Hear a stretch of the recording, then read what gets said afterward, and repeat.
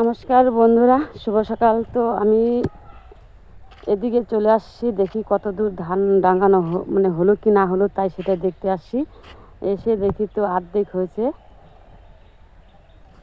তো যাই হোক, আজকে তো আর হবে না, মানে আজকে যেটুক পারে সেটুকুই ধান ডাঙাবে, তারপরে কালকে আবার ডাঙাবে।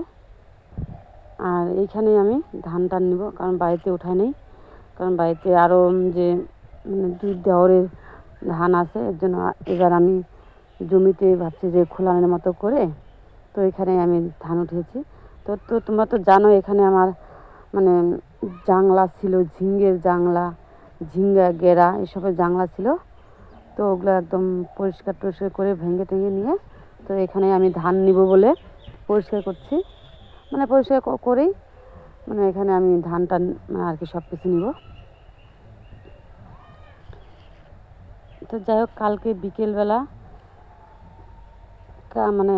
বিকেলবেলায় হচ্ছে তোমার অর্ধেক হয়ে গেছে, আর অর্ধেক হয়নি।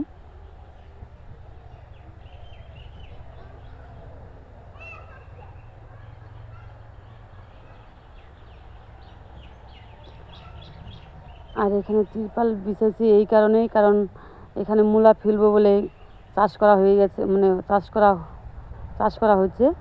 আর ওই অবস্থায় তো মানে ওইভাবে তো আর এখানে ধান নেওয়া যাবে না, একদম মানে পাড়া দিলে পাটা ডেবে যায়। এর জন্য এখানে প্লাস্টিক বিছিয়ে নিয়ে ধান নেওয়া হচ্ছে।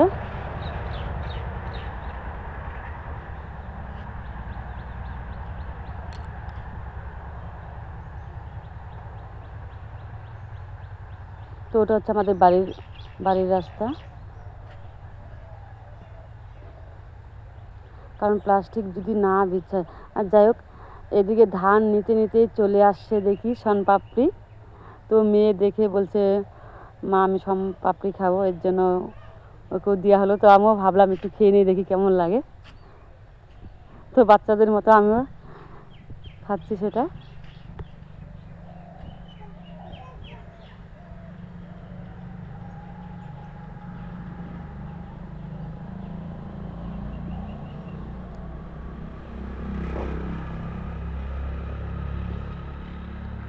তো এটা ধান, তাই ভাবছি যে মানে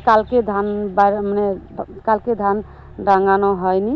তো এবার আমি ঘুমের থেকে উঠেই চলে আসলাম, যে দেখি তো কত দূর হয়েছে কি হয়নি। তো যাই হোক, এসে দেখি যে এখনও হয়নি, মানে আজকে শেষ দিবে, সকালের খাওয়ার আগে শেষ দিবে। তো এদিকে চলে আসলাম।